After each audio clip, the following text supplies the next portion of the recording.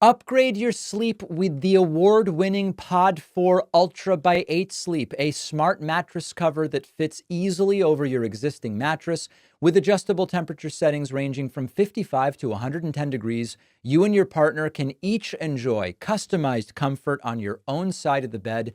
I keep mine at 60 to stay cool throughout the night. It even includes smart technology to adjust your mattress position, help reduce snoring. Plus, you'll have 30 days to see if it's the right fit for you. Visit 8sleep.com/Pacman and enter code Pacman for $350 off. The link is in the description. Welcome, everybody. Less than 1 month into his second term, Trump 2.0, an even less restrained, more emboldened version of his first presidency, is bulldozing through the federal government, gutting agencies with reckless abandon. And I have to be frank and admit to you that the Democratic Party has been caught flat-footed, seems woefully unprepared for what is nothing short of a self-coup in which the state is being turned against itself by Donald Trump. Now, later today, maybe tomorrow, depending on how things go, we will focus in on the Democratic impotence when it comes to what to do here. But first, we have to lay out what's going on. And what's going on is that Donald Trump and his allies, armed with the full force of executive power and turbocharged by digital propaganda, are fast-tracking the transformation of American democracy into a full-fledged authoritarian takeover. Some are using the word dictatorship. I'm hesitating to, because there's a very particular meaning to that, and I think that Trump is at least initially going to fail to achieve that, but certainly an authoritarian fascistic takeover. And while Democrats are fumbling, Republicans are standing by, complicit in the unraveling of the republic that they say we must keep. It is a criminal power grab disguised as governance. It is a crime spree, shutting down entire agencies illegally, mass firing career civil servants, freezing congressionally approved federal funds, trying to erase constitutionally protected freedoms through executive orders. None of this is legal. Much of it is also unconstitutional, but Trump and his inner circle don't care. And as we've seen before, during the first term, in the aftermath of the first term, after the riots, if there's no one empowered and ready with either the testicular or ovarian fortitude to put a stop to it, what does it really matter? No one will stop it.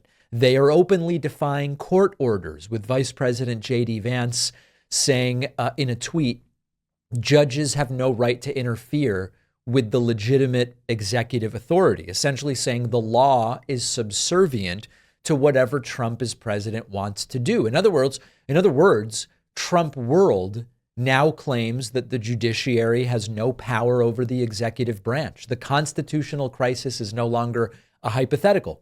It is here. And yet, you look at what's taking place, the Senate and the House Republicans fully in lockstep, cheering it on, occasional, oh, I'm a little bit unsure about this, but doing nothing and impotent to stop it.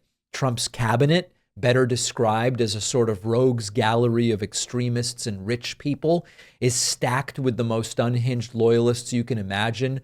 RFK Jr., anti-vax conspiracy theorist, the Secretary of Health and Human Services, already working to decimate CDC and so much more. That's just one example. And meanwhile, Donald Trump is directing his regime to wipe out DEI programs while ramping up mass deportations based on fabricated claims of immigrant crime. My dad was telling me over the weekend how this guy, Russ Vought, he's the guy overseeing this coordinated assault on government institutions.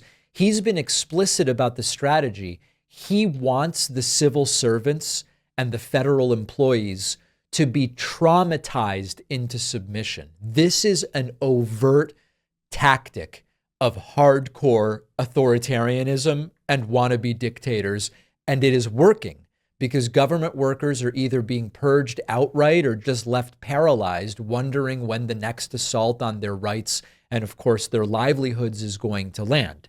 Now, we do see some characteristics from authoritarian regimes of the last 100 to 120 years. No authoritarian regime successfully consolidates power without the help of much of the ultra wealthy. And we're seeing that. We are seeing the oligarchs of America, many of whom, of course, postured as defenders of democracy during Donald Trump's first term. They've completely folded with breathtaking speed. Look, forget about Elon Musk, right? Elon Musk is inside the Oval Office, but Jeff Bezos, Mark Zuckerberg, they might not be outright cheerleaders of Trump, but they are certainly not standing in his way. They want to be on his good side. And then, of course, there is Elon Musk, Trump's self-appointed tech and efficiency czar, who has moved from online troll on X to the Oval Office, where he is now a fixture, and he is helping to craft these sweeping policies under the guise of making things more efficient and reducing waste. And Elon Musk's power and influence is so unchecked that when he gave this Nazi-style salute at a public event, it was excused as a gesture of passion. When he brought one of his now 13 children with who knows how many different women into the Oval Office, and the kid picked, ate, and rubbed boogers onto the Resolute desk, a hunched over and dejected Trump could do nothing other than look around. And so Elon Musk's realignment of American power is already playing out globally. And we saw him stand on a stage in Munich lecturing European governments on why they should embrace far-right movements like Germany's AfD. And at the same time, Trump's foreign policy pivot is complete. Remember, he's anti-war and he's for democracy and blah, blah, blah, blah, blah. Ukraine has been abandoned. The administration is preparing to negotiate peace only with the aggressor, Vladimir Putin and Russia, by surrendering to every demand. Trump saying, I don't think Ukraine should be in NATO. I don't think Ukraine's going to get all of their land back. It's just, here, Vlad, take everything you want. And of course, the chaos doesn't stop there. Trump reigniting trade wars with Mexico and Canada, looking at territorial aggression in Greenland and Panama. And if this sounds insane to you, it's because it is, but that doesn't mean that it's not going to happen. Because Donald Trump has also found a convenient way to deflect accusations of ideological extremism, positioning himself as a staunch ally of Israel. Now, we've talked about MAGA support for Israel before. Trump's, quote, support for Israel is not rooted in a genuine concern for the safety of Jewish people or sovereignty of Jewish people or Israel. Trump's interest in this stems from the age-old anti-Semitic conspiracy that the Jews control global power structures. His administration has these close ties to Israeli Prime Minister Benjamin Netanyahu. Similar to Trump, Netanyahu is waging war on his country's judicial system, and it is quite an unholy alliance. And we've seen Netanyahu, weakened by war and by scandal, welcoming Donald Trump's unconditional backing, even as it fuels left-wing criticisms that conflate the Netanyahu government with the Jewish people as a whole, which I've tried to disaggregate many times before. And the result is that Donald Trump has given the far right a ready-made scapegoat if his policies fail.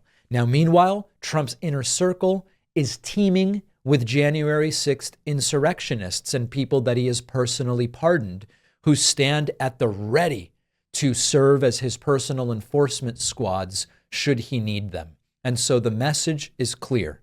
The Trump movement 2.0 is ready to turn to violence if necessary. And of course, they will blame anyone who says, wait a second, this is going too far. They will blame those people for the violence. And I have to acknowledge that Trump's tactics are disturbingly effective because they exploit divisions on both sides. I mean, look at the Jewish example is an interesting one with the Bibi stuff in Israel.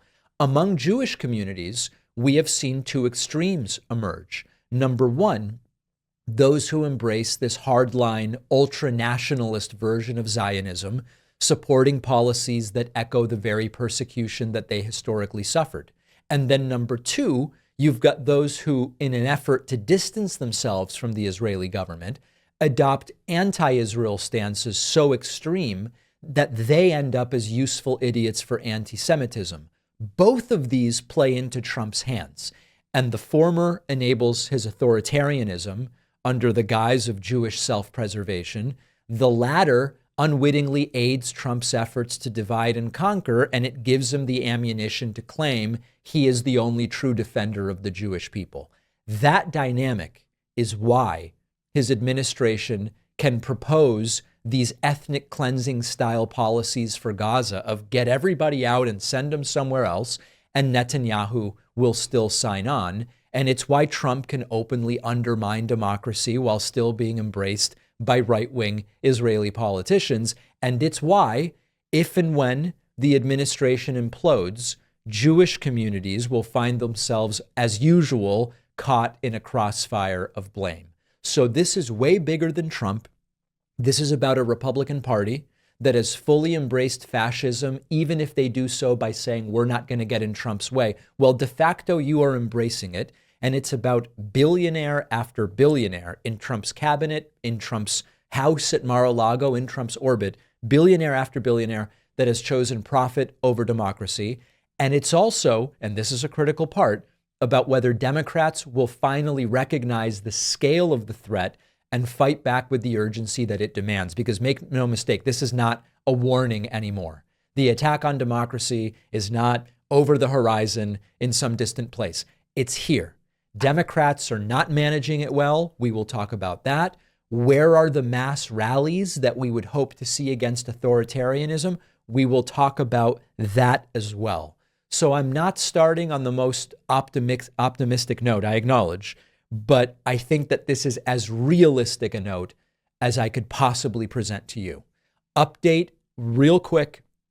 I'm getting a lot of emails with some confused folks. The only place to get signed copies of my forthcoming book, The Echo Machine, is davidpakman.com/booksmith. I heard from some people who said the email bounced back. It's not an email, it's a web address. davidpakman.com/booksmith.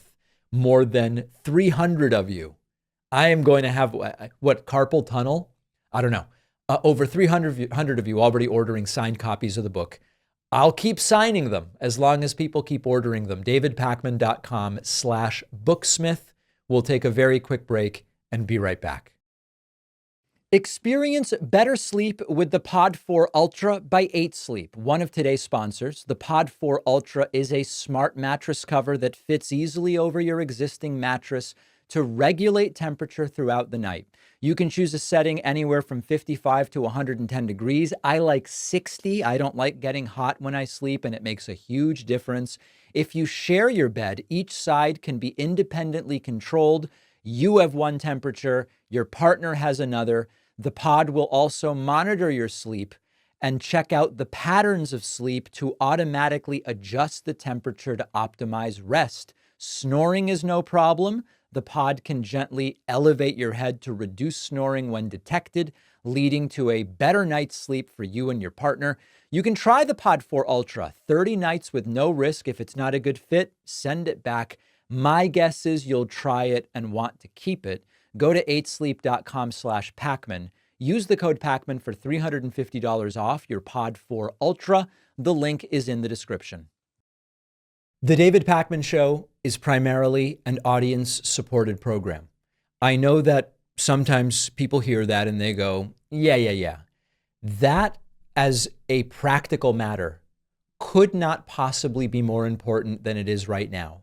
As the Trump administration is targeting adversarial media, as budget cuts are leading to shows completely shutting down, we are completely independent of all that to the extent that we are directly supported by folks in the audience. That means anybody who listens to the podcast or watches clips here or there, you can support the work we do directly by going to joinpacman.com.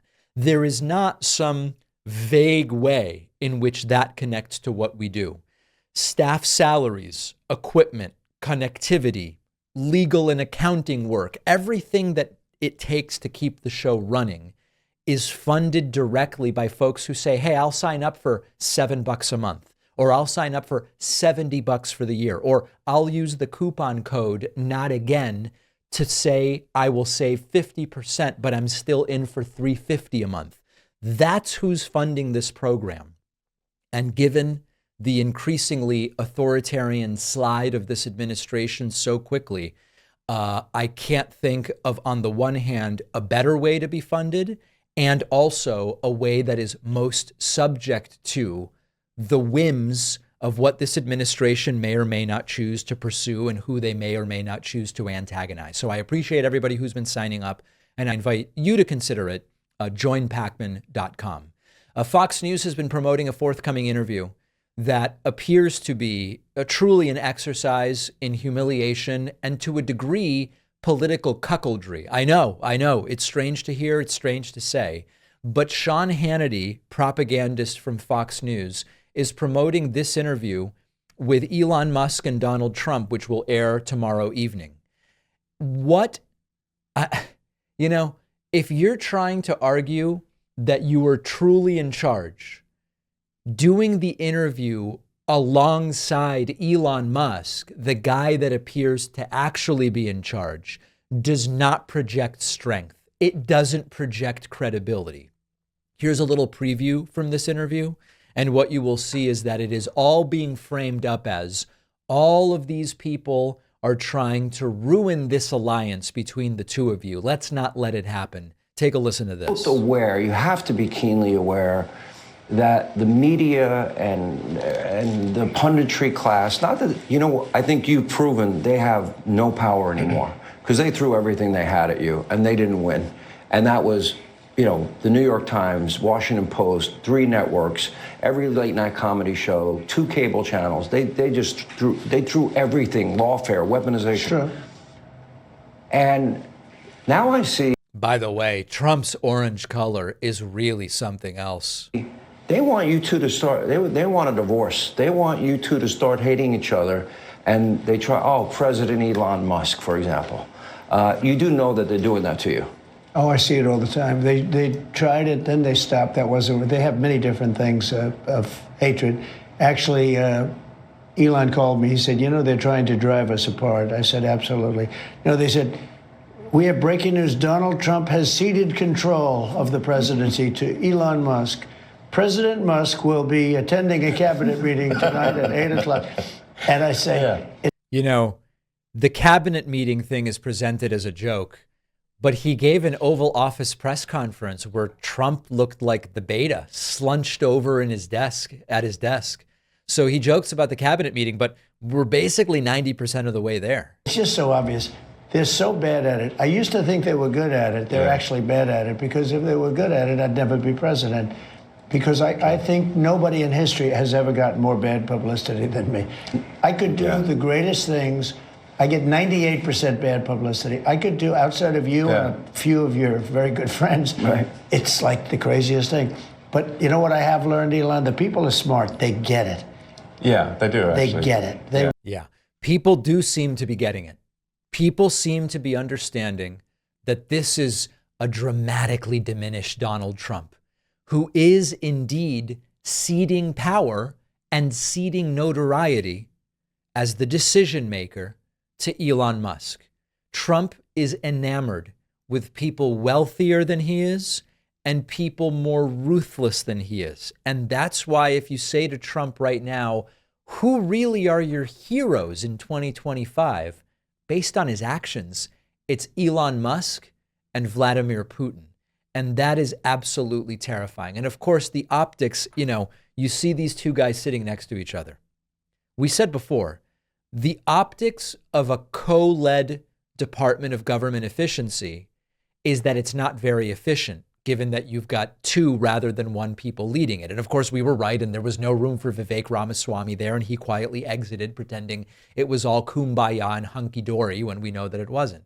And similarly, if you're saying to yourself, I want to show that I'm really in charge, you agree to be interviewed side by side Elon Musk as the president of the United States, when if you were really the one in power and in control, you wouldn't have to even cede a chair in this interview to Elon Musk. So it is wild, wild stuff.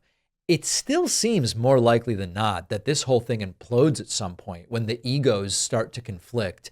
And we've even started to hear rumblings of that. But at least for now, Trump's letting Elon stick around. We're going to follow it. That interview, I am actually, I can't say I typically look forward to an interview that Sean Hannity has done. I actually am looking forward to this one tomorrow night. We'll review it on the Wednesday show.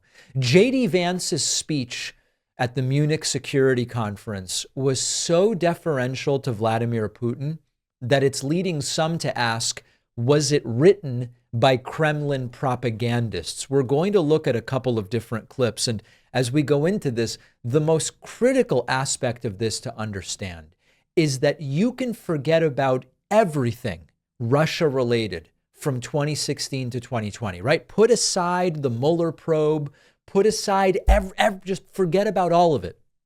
If we start clean on January 20th, 2025, and we see what this administration has said, postured, and signaled with regard to Russia, Ukraine, you don't even need 2016 to 2020 to make the case that this is an administration that is bowing down to Vladimir Putin's authoritarianism. We already talked about how Trump and others over the last week have sort of all come together to suggest Russia may get to keep some of the territory that it stole.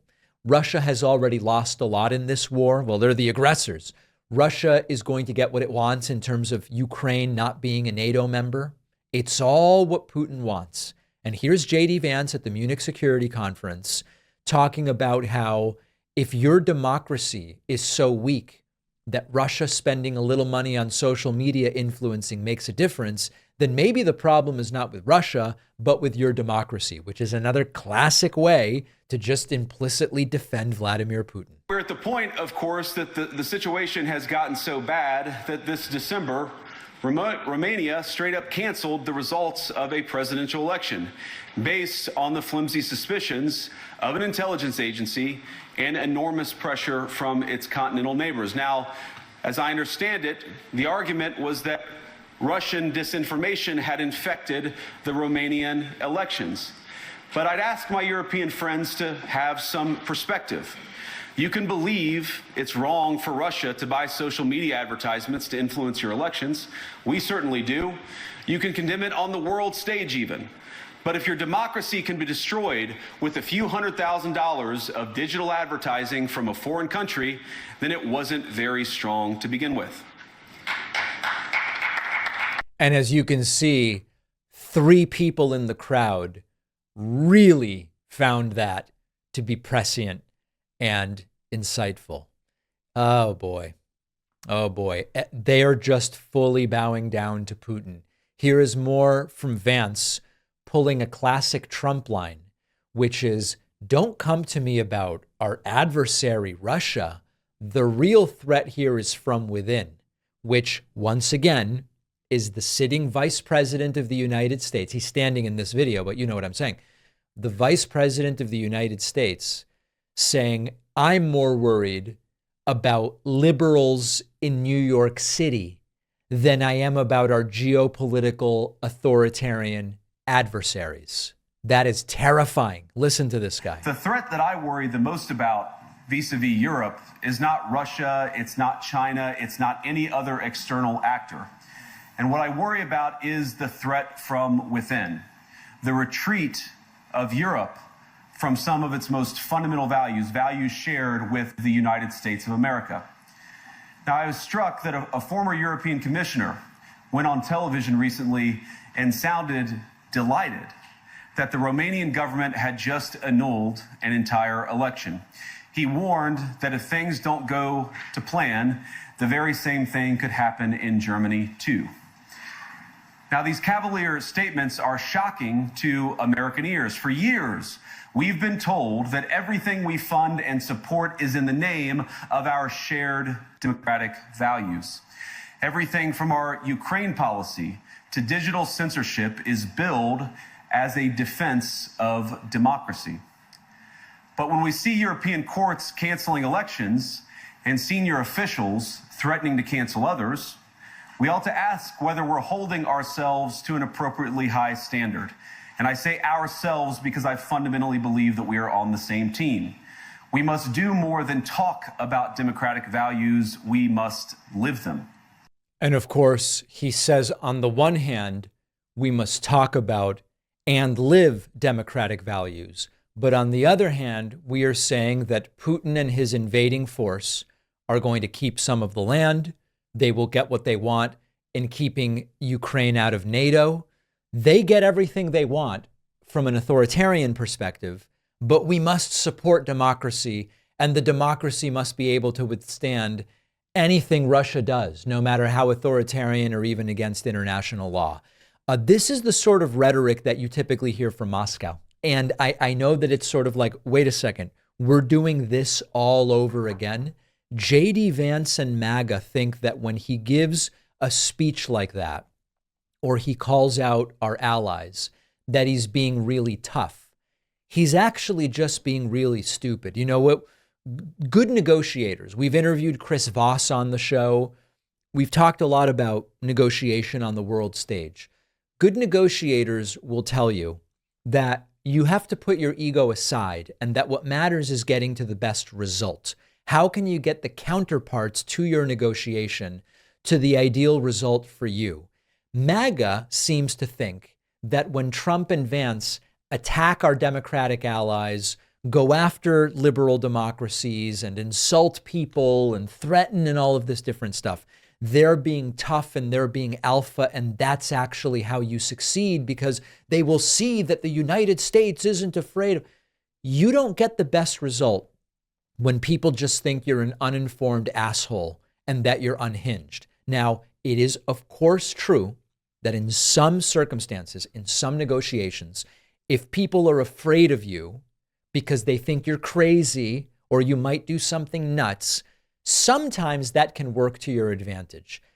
This is not one of those situations. You know, when it comes to foreign policy, is it possible that as the leader of a smaller nation, you know, you think about the Kim Jong-uns in North Korea, an economically smaller country, that to a degree, his acting crazy and seeming unhinged and like he's on a hair trigger to launch who the hell knows what kind of weapon, can that work in some nominal way to his advantage where there would be an incentive from other countries to say, listen, let's send him the food aid. Let's send him a bunch of stuff that quite frankly doesn't cost us very much if it'll get him to postpone some of this belligerent action. Sure, right? Like at the kids' table, there is a degree to which seeming crazy and unhinged might get you some short-term benefit. But the idea that the United States on the global stage is going to benefit in terms of concessions, in terms of agreements, in terms of what's best for this country, from our allies and other countries thinking that Trump and Vance are unhinged pricks, we have seen no evidence that that is actually what is going to lead to the best outcome for the American people. So JD Vance's speech, I mean, listen, it wasn't literally written by Putin, but it might as well have been. And it seems very clear that this is the direction that things are going, and that's terrifying. Don't forget that the best way to support the David Pakman Show is by becoming a member, which gives you access to the daily bonus show, the regular show with no commercials. You also get access to our entire archive of every episode dating back a really long time and plenty of other awesome membership perks. Go to joinpakman.com, joinpakman.com. There's a very good, if admittedly sad article in Common Dreams, which asks, where are the mass rallies coast to coast opposing Trump's authoritarian takeover? Now, one of the things that we've talked about before is that we have a system that is fundamentally designed to prevent people from mass rallying. Keep that in mind as we talk about this, because it's a critical aspect of what's going on. I keep hearing from some people, we need to wait and see. Maybe none of this authoritarian outreach that we're seeing from the current administration, or really authoritarian overreach, is going to stick. But I have to tell you, my friends, that that sort of magical thinking doesn't work. I want to talk about it specifically with you. We've got a president who basically says he won't abide by court decisions that he doesn't like. It's a clear red flag for Democratic backsliding. And I know there's the case to be made that he's overreaching, but that maybe he's weaker than he looks and he won't really do a bunch of this stuff. And there are some people arguing we should tune him out until he implodes. But if now is not the time for mass action, when is? Now, David Ost points out in this article an example from Poland, where the Law and Justice Party pulled similar stunts. Right-wing leaders passed laws with lightning speed and co-opted the courts and consolidated power.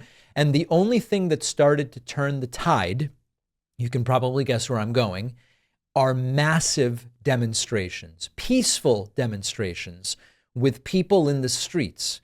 And when Poles saw how many of their fellow citizens were outraged, it gave them hope and momentum, getting them to resist and oppose, and eventually led to real electoral victories for the opposition. Now, in the United States, we're facing an administration whose motto might as well be anything we don't like, we just ignore. Laws we don't like, we ignore. Procedures we don't like, we ignore. Allies we don't like, we ignore. And that's frightening because it's not just a question of if they'll ignore the courts. It's how many times before any meaningful pushback happens can they get away with ignoring the law. Some constitutional scholars have warned the president here can potentially move faster to undermine checks and balances than a European prime minister can. So I would argue that giant peaceful rallies matter. They are not simply performative the way that, I don't know, signing an online petition arguably would be. They would send a signal to elected officials and judges and the media that are covering this stuff and our fellow citizens that there is a massive coalition out there that's not going to stand for the authoritarian tactics. Now, Common Dreams has long highlighted how these mass mobilizations can shift the conversation and spark real change. That's why I believe it's important we do this sooner rather than later, right? April or May at the latest. There's also a strategic element here with these mass rallies that I think is important to talk about. If we wait too long, it could be too late. If we don't do it soon, we end up potentially seeming like it's performative because if you were really worried, you would have already done it. And that's why, to a degree, I think that the clock is ticking. Now, in my forthcoming book, The Echo Machine, I devote a chapter to talking about forms of activism that really work. And this includes strategic non-payment of debts. This includes, it's a long list of things that go beyond consuming political content and signing petitions and voting. One of the cornerstone tactics of that chapter that I talk about are peaceful mass rallies. If people don't see a critical mass of their fellow citizens taking to the streets, they start to think, maybe I'm the only one who feels this way. Maybe I'm powerless. And that is exactly the wrong attitude. Once we see each other out there peacefully, it reinvigorates the entire movement. We saw it happen in Poland, and historically we've seen it happen in other places as well. The rise of solidarity in the 1980s was fueled by people who said, it looks bleak, but let's do something anyway. And before you knew it, millions of people realized they weren't isolated or alone. And when authoritarian leaders discover people aren't just going to roll over to what I'm doing, you can shift the trajectory of the entire country. So the big question here is, who is going to organize this? Ost raises the issue. I've raised the issue. I know many of you are thinking it. I got emails over the weekend, David, where are the mass rallies against authoritarianism? We have networks, we have activists, we have organizations that can mobilize hundreds of thousands, if not millions. The missing pieces are the resolve to do it, and also the Democratic Party that is really struggling right now, to put it lightly, to actually coherently get together. Now, I know some have said, hey, we don't control anything. They've got the White House, the Senate, and they've got the House. Okay, well, that sounds like a loser's attitude. I have to be frank. Tomorrow on the show, we will talk about what is going on with Democrats.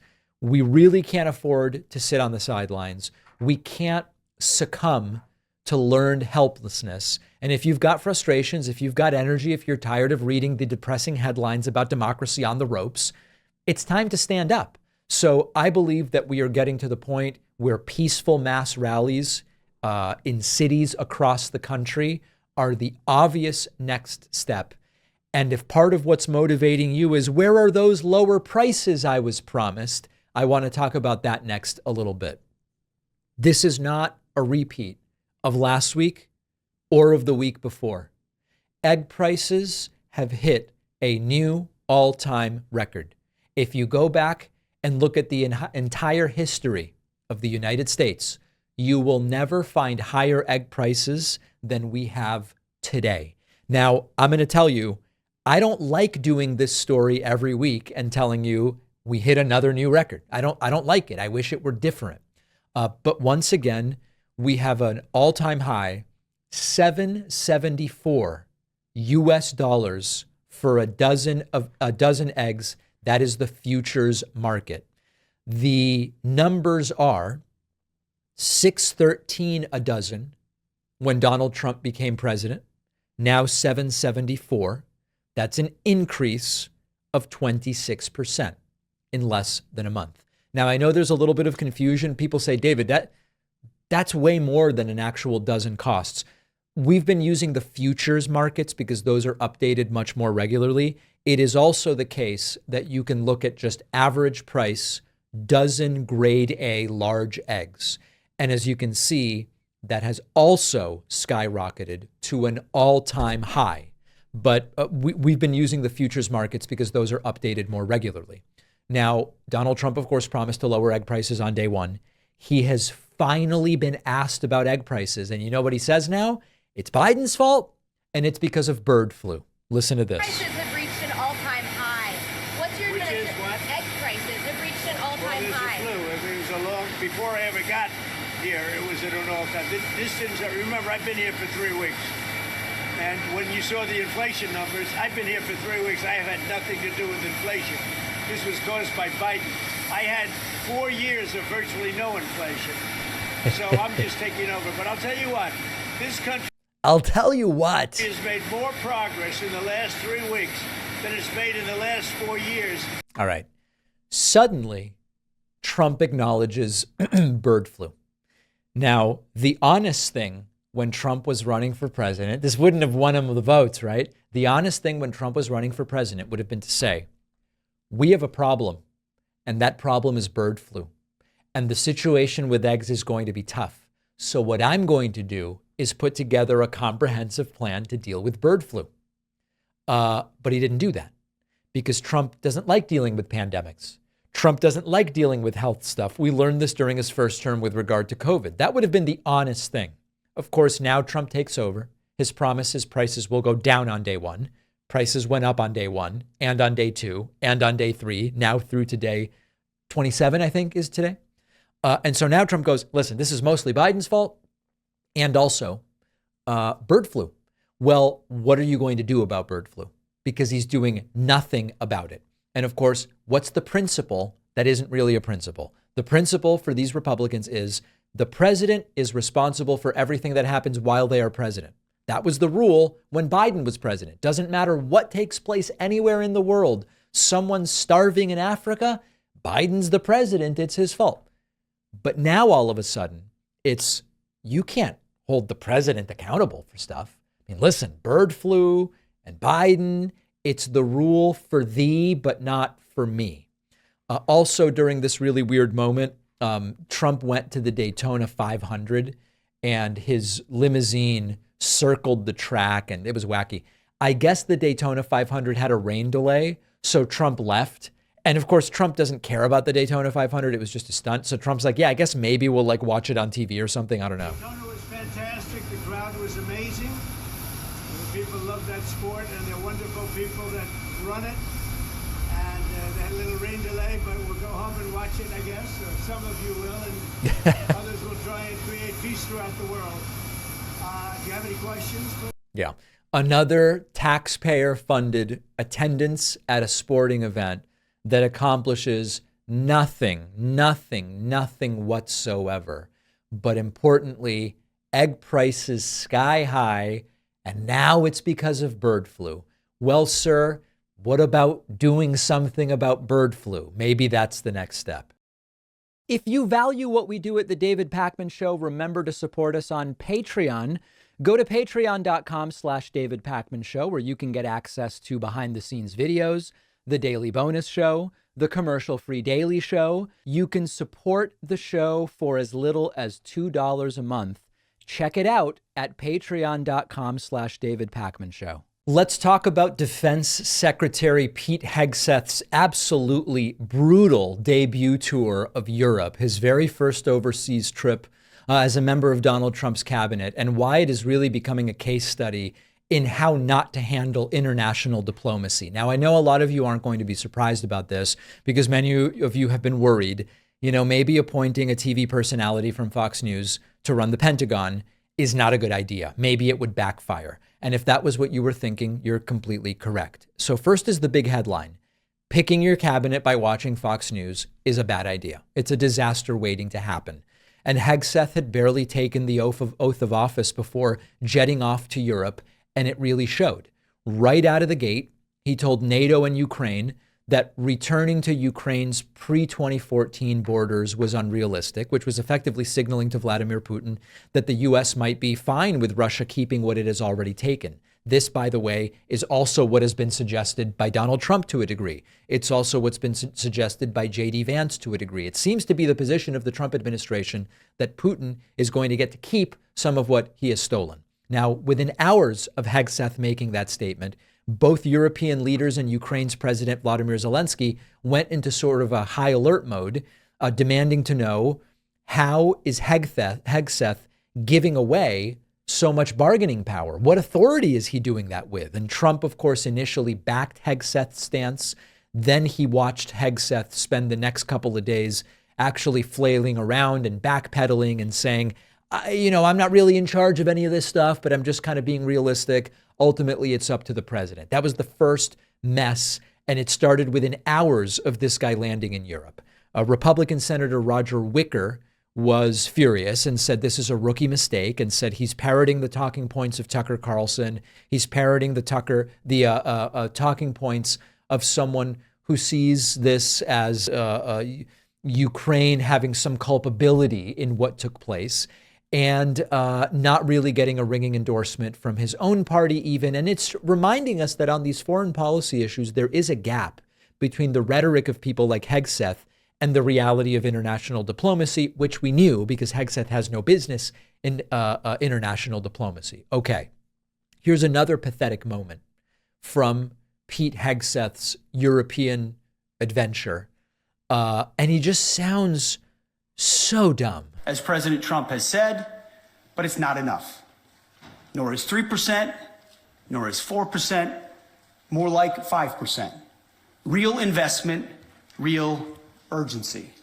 We can talk all we want about values. Values are important. Right. But you can't shoot values. Uh-oh. You can't shoot flags, and you can't shoot strong speeches. Right. There is no replacement for hard power. As much as we may not want to like the world we live in some cases, there's nothing like hard power. Hard power. Now, you might be wondering, David, who the hell is this guy? How could he be Secretary of Defense? And it would be a good question. Pete Hegseth is a 44-year-old former National Guard infantryman who was catapulted from the Fox News studio into one of the most important jobs in the federal government, arguably one of the most important jobs in the world when it comes to foreign policy. No deep foreign policy experience, no complex negotiation experience under his belt, just on-camera experience, which maybe helped him get the job. It did, because Trump saw him on Fox News and said, that's the guy I want, but it is not helping him do the job. Now, in Brussels and in Warsaw, Hegseth hammered home themes that suggest he's more worried about immigrants at the southern U.S. border than Republican aggression in Eastern Europe. This coincides with what JD Vance said at the Munich Security Conference, which is, I'm more worried about the enemy within the United States than I am about Russia. This is, if nothing else, they do seem to be on message. Hegseth even started the trip by renaming an army base to effectively skirt a federal law banning Confederate names, which I guess the priority is putting Confederate names back on stuff. And if that weren't enough, there's this unproven speculation swirling that Hegseth might have been drinking alcohol during some of his appearances. I'm not saying it's true. These are rumors. He's known to have a drinking problem. He promised he wouldn't drink if he became Secretary of Defense. And there has been speculation that, like, is he it's either apple juice or it's brown liquor. And is the Secretary of Defense really drinking apple juice? It's just all weird. I'm not saying he's drinking alcohol. It's just not the sort of story you want floating around when it's known you have a drinking problem. You've got a brown liquid. You're saying crazy things. Not exactly a reassuring image. But then we get back to the foreign policy. The back and forth about Ukraine's border is especially concerning because it sends mixed signals to allies as well as to Vladimir Putin. Because one day Hegseth is saying Ukraine is not going to get back its lost territory. The next day he's pivoting to, really it's up to Trump and everybody else to decide. I'm just being realistic. And meanwhile, Vice President JD Vance is openly suggesting U.S. troops could still be deployed if Russia does not negotiate in good faith, which is a direct contradiction to what Hegseth has said, that American forces are simply not going to get involved. It's all happening against the backdrop of Trump's push to slash DEI across the military and across the Department of Defense and its schools. Students in Stuttgart, Germany, even walked out in protest when Hegseth showed up. Think about that for a second. Middle schoolers felt compelled to protest the new defense secretary. That's where we are. So if you were hoping for a serious and coherent foreign policy strategy from Trump, Hegseth's debut should probably disabuse you of those expectations pretty quickly. His performance has been chaotic messaging, rookie mistakes, and a total lack of clarity about what is America's role in Eastern Europe. And the bottom line is we're learning in real time why it's a bad idea to pick your defense secretary from your Fox News lineup. This is embarrassing for the administration. It's potentially dangerous for the entire NATO alliance. It's a global security issue we are talking about here. And it's sound bites, half-baked policy declarations that then are pulled back. And if there were any doubts about Hegseth's qualifications, the 72-hour Europe fiasco should confirm we have really good reason to doubt this guy's qualifications. There's a truly excellent article in the Jewish Daily Forward pointing out astutely that what the right has accused George Soros of doing for years now is in practice what Elon Musk is really doing for Donald Trump. The colossal irony playing out before our very eyes is that conspiracy theorists on the far right have been shouting from the rooftops about Jewish philanthropist George Soros. He's this shadowy figure controlling all politics and the media, manipulating the entire planet with a secret stash of money, except it's not really a secret stash. We all know he's very wealthy. But they painted George Soros as some kind of real-life Bond villain, and it's an insidious accusation steeped in old anti-Semitic tropes. But the surreal part is that all of the paranoid charges that they've been leveling at George Soros for 10, 15, 20 years, they fit Elon Musk. They fit Elon Musk at a fundamental level. And yet the people who have been demonizing Soros for years are completely ignoring Musk and his doing the exact same stuff that they claim George Soros is doing. So let's break it down. Massive government influence. Soros has been accused without evidence, I might add, of manipulating foreign services and pulling strings behind the scenes. Meanwhile, Elon Musk is now presiding over actual federal level decisions with the new Department of Government Efficiency. Last I checked, Soros did not have access to Social Security payment systems, did not have access to federal contractor payment systems, did not have the keys to the castle. Musk does, but they're quiet about it. One guy funds philanthropic organizations that promote democratic institutions. The other guy is hobnobbing with authoritarian leaders and shaping American policy in real time. And yet only one of them is singled out by the right, and it's not Elon Musk, it's George Soros. Secondly, media manipulation. If you listen to certain commentators, you would think that George Soros spends his days, twirling a mustache and whispering scripts into journalists' ears. but consider that Soros's philanthropy primarily supports independent journalism in countries with shaky democratic structures, not in the United States. Meanwhile, Musk owns Twitter, has booted journalists from it who criticized him, has adjusted algorithms to boost some extremist content and partisan Republican content, and yet it is Musk who is called the hero of free speech, not George Soros. Number 3, global meddling. Soros is supposedly orchestrating uprisings from the shadows.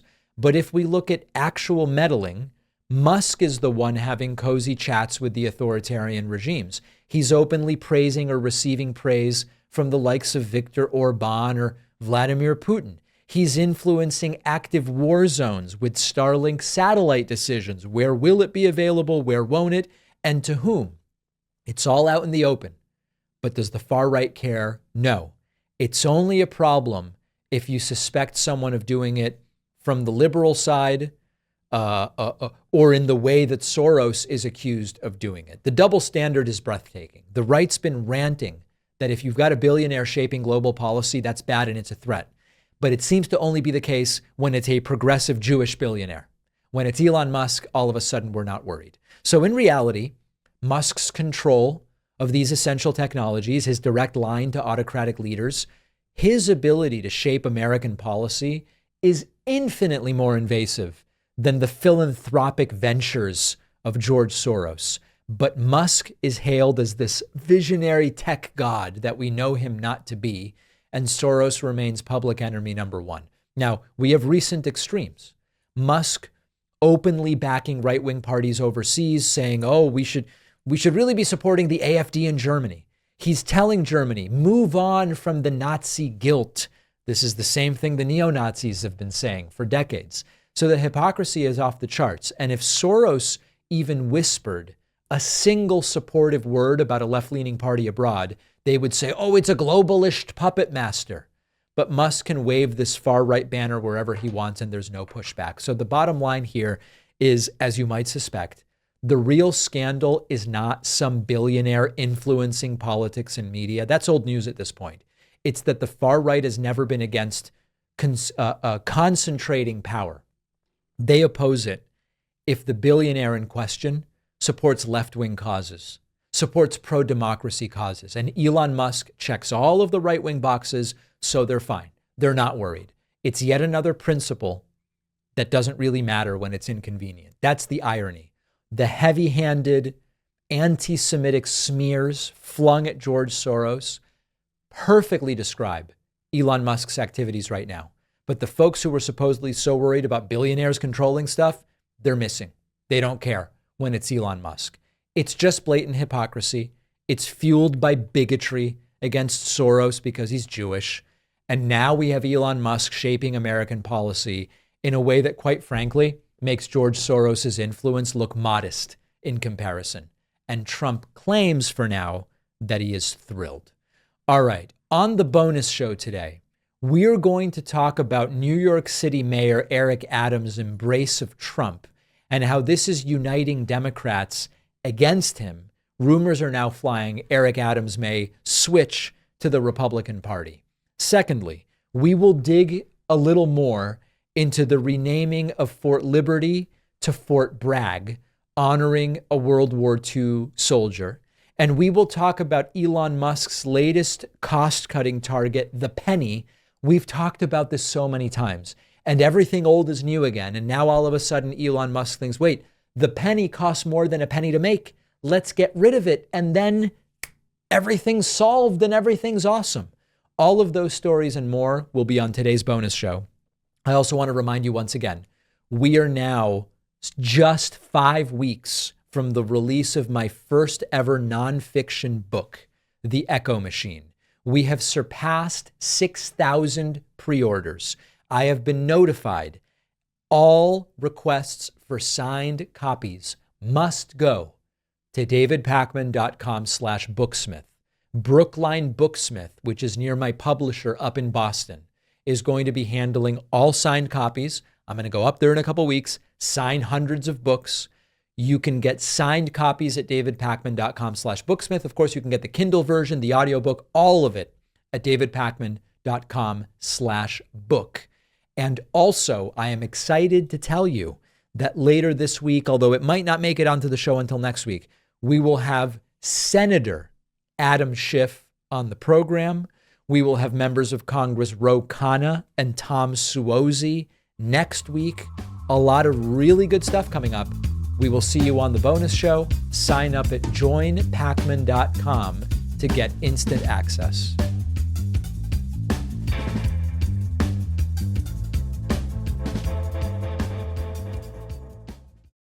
Thanks a lot for watching today's show. I just want to take a second to tell you about today's sponsors. Upgrade your sleep with the award-winning Pod 4 Ultra by 8 Sleep, a smart mattress cover that fits easily over your existing mattress with adjustable temperature settings ranging from 55 to 110 degrees. You and your partner can each enjoy customized comfort on your own side of the bed.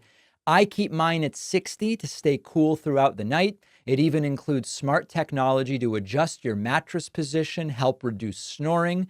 Plus, you'll have 30 days to see if it's the right fit for you. Visit 8sleep.com/Pakman and enter code Pakman for $350 off. The link is in the description.